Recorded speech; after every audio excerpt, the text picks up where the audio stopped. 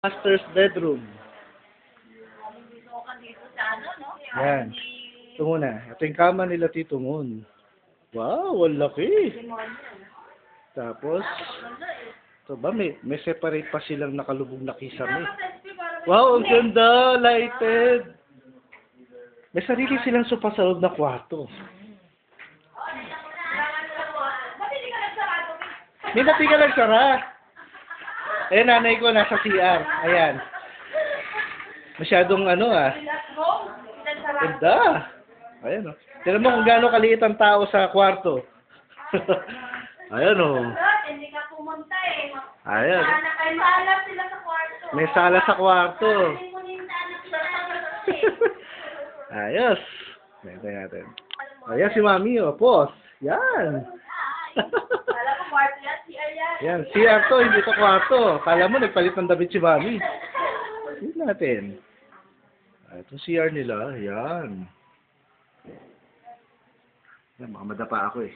Yan, may closet sa loob ng CR. Ha?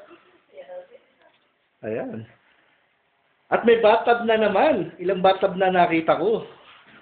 Oh, yan oh. Grabe. Dito naglalagay ng gatas si Tita SP bago maligo. Yan. Parang nasa hotel.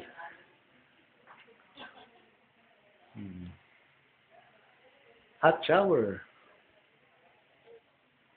Yan. Ganda. Laki. The pink room. Ano naman po, ano pa lang RNC. Oo nga, no? Dapat sa atin not RNL. Ayun, sa customize yung pito, naka-arco, hindi siya square. RNC, ayos sa naman RNC.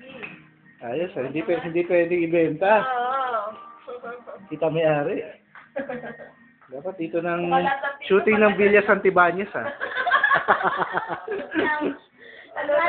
Lagyan mo ng swimming pool. Okay, stop ko na.